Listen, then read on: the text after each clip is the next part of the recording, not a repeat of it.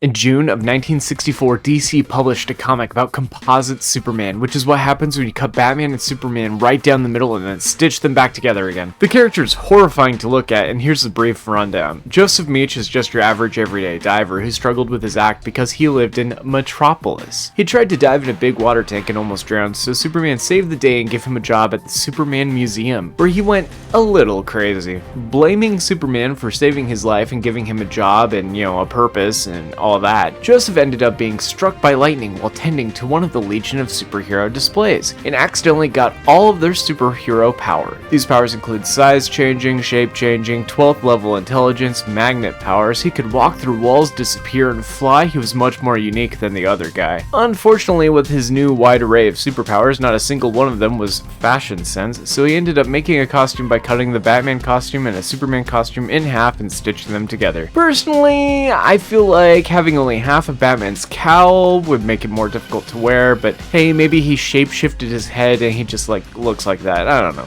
This Composite Superman showed up in his original 1964 appearance, as well as an episode of Justice League Unlimited, an unlockable costume in Lego Batman 3, and he was also the inspiration for the robot chicken character Composite Santa. Composite Santa Claus, who looks like one half Santa and one half Frosty the Snowman. What are Composite Santa's powers? I don't know, but he freaks me right the out.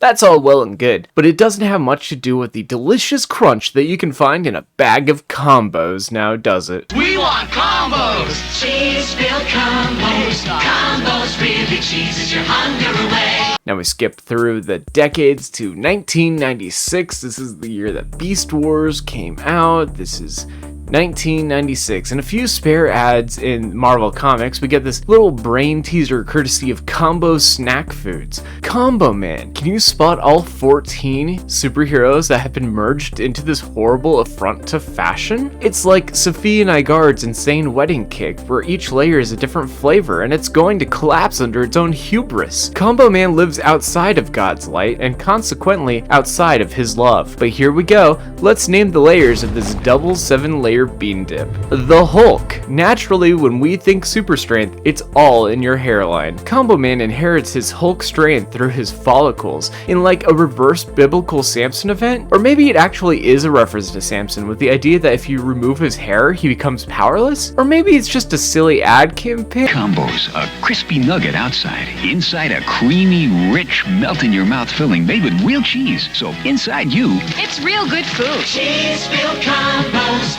Combos, really cheeses your hunger away. Cyclops. No complaints on this one. This makes sense. If you're going to have the eyes of any Marvel superhero, it should probably be Cyclops. Fun fact, did you know Cyclops doesn't have laser vision? Instead, his eyes are portals to another more concussive dimension. And these ocular dimensional portals are blocked by the red lenses of the visor or sunglasses he wears. Iron Man. Using the Iron Man armor to specifically cover only about half of your face and neck is certainly a choice. Iron Man's wrist blasters and ability of flight certainly sound useful, and his power source being that arc reactor on his chest sure would be cool to have, power the rest of the outfit and all that, but nah.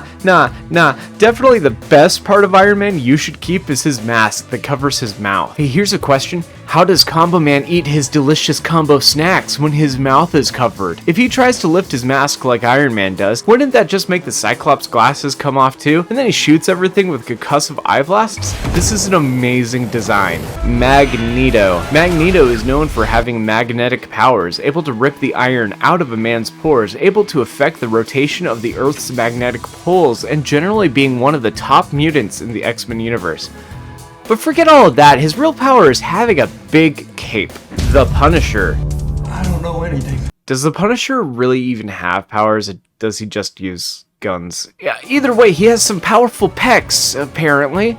Captain America. Captain America's super soldier serum in his body gives him super strength, high durability, faster than normal healing factor, but as a consequence, it makes it harder for him to consume alcohol. Because the powers are, in the blood, it doesn't really matter which part of his body is Captain America, but putting it right front and center like this is pretty cool. Sabretooth. Sabretooth is like the Joker to Wolverine's Batman. Sabretooth has healing factor and strong claws, so naturally, the part that Combo Man gets is his most deadly body part.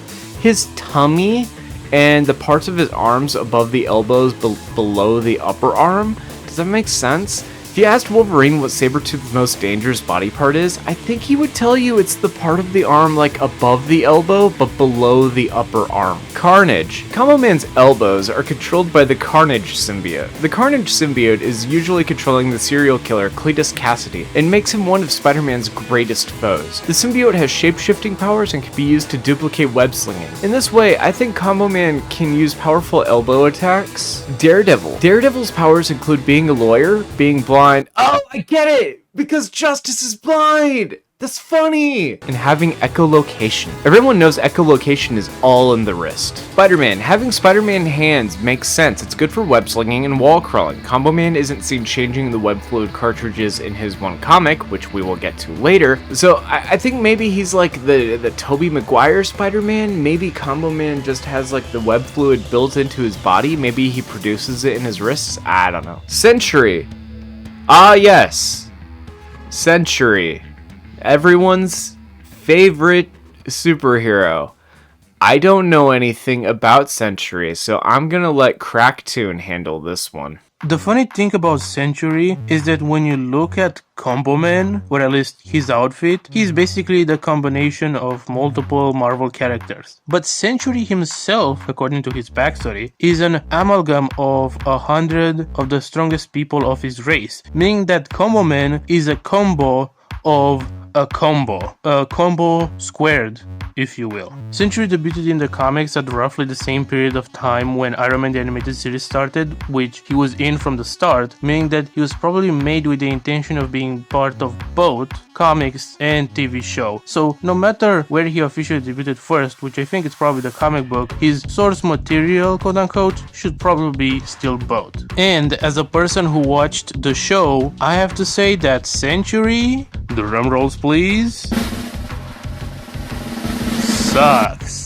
From episode 1, we aren't really given an explanation of who he is or his powers outside of some vague indication, meaning that he will start using unexplained and unestablished powers depending on what the plot needs, making him annoying as a character and showing how lazy the writers were. For example, in episode 1, the Mandarin works at this plan to turn some people into invincible zombies. You're like, whoa, invincible zombies, that's crazy. But not only does Iron Man kind of just defeats them in a very confusing way, I don't even know to this day how he really did it, but it turns out that Sentry could have solved the problem this whole time, and he magically just turns these zombies back into humans right before the episode ends. Now, may I remind you that at no point are we shown that he discovered they were humans, or was foreshadowed that he can even do this, even though he was fighting these zombies like the whole episode, right? So it literally comes out of nowhere just so the episode ends on a happy note. And all of this just makes the Mandarin look like a total idiot because he planned and schemed for a year just so his plan gets absolutely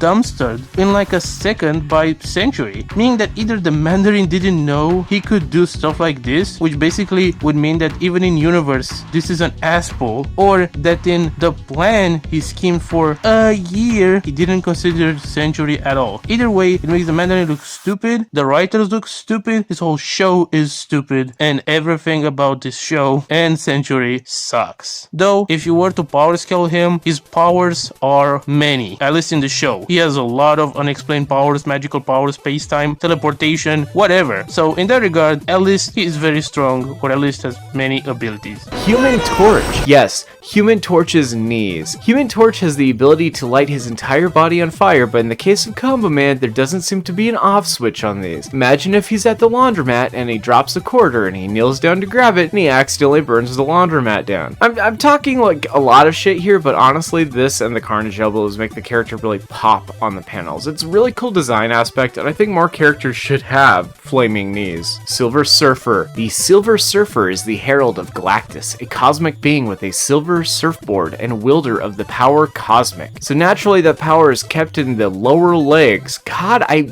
fucking love Combo Man. It's so stupid. Gambit. Gambit is an X-Men from Louisiana, notable for his French accent and his ability to throw exploding playing cards at things. Now you might be thinking, why would that power show up in his feet? What you might not know is Gambit is actually the one Marvel character with the sexiest, chubbiest little toes.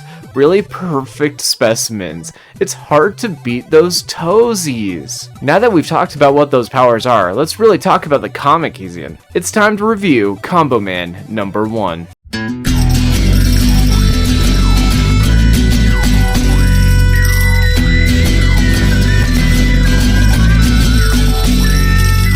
Okay, this is gonna kind of be like an off-the-cuff review of the comic because we've already been going on for like 10 minutes just on the character's powers. So this is Combo Man number 1, presented by the makers of Combos.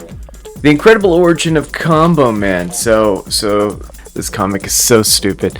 Even with the coolest combo of superpowers this side of the comic book, I'm in way deep. So this is sort of like a combination of Gwenpool, where he already knows comic book powers, but they also exist, and a combination of combos. So sort of like combo squared, like Crap was saying. It starts out with this kid, right? This kid, nervous stomach starting to growl. Better have a combo. Just the one. Let's not get crazy here. A combo. Feel better already. Hey, lights still on in Professor Boyd's office. What are those weird sounds? So it's sort of like Danny Phantom, right? Like your device for expanding human potential. Where is it? Oh, it's still in development. So he finds a device and he steps through it, and while he's doing that, he's holding all of his different comic books, and it zaps him and gives him all the different powers of the comics. Now he's Combo Man, which is such an interesting idea because like you have those 14 different layers, and it's like, ooh, try to figure out what's what. But also, literally, that's him. He has 14 different issues, which unfortunately makes it pretty unrealistic because it implies that this kid, Ric Flair, was that his name? He reads Century. Consumption of this tasty bite-sized combination snack may cause super Hulk strength, ultra hypersensitive hearing, and spider-like behavior. So I bought some combos, and I would like to try them now. I've never had these before, but Combo Man says that your entire hunger can be satisfied with just one, so it feels like now's the time to try it.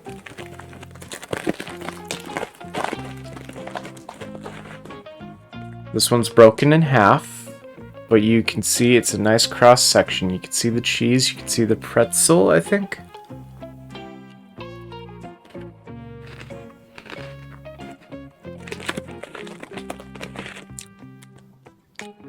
This one doesn't have any cheese. It is completely hollow.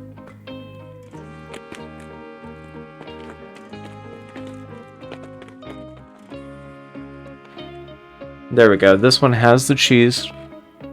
It's a full combo. The fucked up part, I've never had these before. They're honestly pretty good. I could see myself buying these again.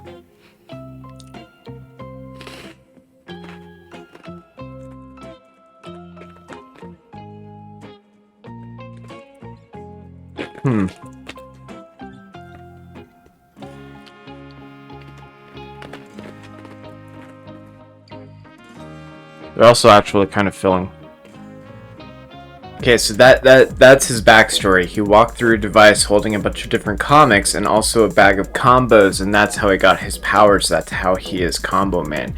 And now he fights villains. He has the ability to flight and magnetism. He can sense guns behind him because of his Magneto powers. He has super strength. Look at his cool flaming knees. And he ends up fighting the Super Adaptoid. Now you may think the Super Adaptoid was made specifically for the Combo Man issue because it's kind of like your Kevin 11 to your Ben 10, except sort of reverse. Super Adaptoid can change forms depending on who he's fighting, but actually Super Adaptoid has been around in the comics for a while. So it's kind of interesting that they pulled in an actual villain for him to fight. One of the problems though is he ends up reverting back to his natural state, and he can only transform back by eating the delicious combos. What I love here is also this character. Rick Wilder, was that you? How? I was bombarded by your raid. That couldn't have done it. No. That's stupid. You could not get powers through my device. What's that? You were eating delicious cheese-filled pretzel combos? Of course. Combos are the key to my transformation into Combo Man. I fucking love Combo Man so goddamn much. You guys have no idea. This shit is the stupidest thing. I'll hit you with everything I have, all at once. I kicked, tapped. Thank you, Combo Man, or should I say Rick? But what were you doing here in the first place? Learning an important lesson, Prof. If you gotta pretend to be something you're not, just to fit in, maybe you're trying to fit in with the wrong crowd. I'll tell those guys to count me out. And then Combo Man flies into space where inevitably he will lose his transformation and just kind of die out in space. And it's so good, you guys. It's so fucking stupid. He actually has a couple of other appearances, so we're going to go over that too. Okay, so this is 2019. He actually had an appearance in what was called Ziggy Pig's Silly Seal comics. Marvel likes to do these funny animal comics because of Rocket Raccoon, so we're just going to skip ahead to see if we can find him. I don't know anything about Ziggy Pig, but apparently Deadpool's in it. Who is that purple man? Anyway, this looks fun. He's like Loser Weekly. Oh boy. Okay, so this is probably his only appearance. Let's see. Oh, if you look right here, that guy's from fucking Tiny Toons and Animaniacs. Passed Out Hobo. That's cool. You got Spider Ham. You got the characters from Brute Force. Oh my god. There's Mephisto. That's cool. That's over here we could see Flatman from the Great Lake Avengers.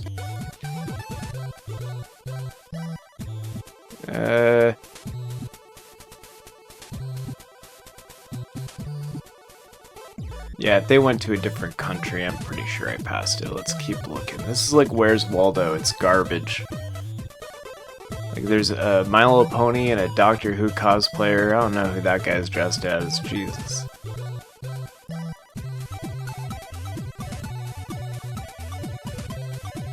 I think if anything, he's on this page, and it's going to just kill. It's killing me. Yeah, it says that he's on this page. I don't see him. I'm gonna look really fucking stupid if he's like right there, but if he's right there, you let me know in the comments. Okay. One of the other appearances he had, according to Screen Rant, is in Crossover. Why would this be a whole article? But Crossover is like this comic where comic book characters come to life, and that's why they're kind of like drawn in different ways. But you notice Combo Man in the background, but his cape is the wrong color, and it's like it's a neat cameo. They got a lot of the colors wrong, but you know, whatever. What else was he in? Oh gosh, oh golly. It says he was also in Timeless Tales. I don't know, man. He cameos. He has like an Easter egg. You want me? Do you want me to keep failing at Where's Waldo? Is that entertaining for you? Nah. We're done. We're done.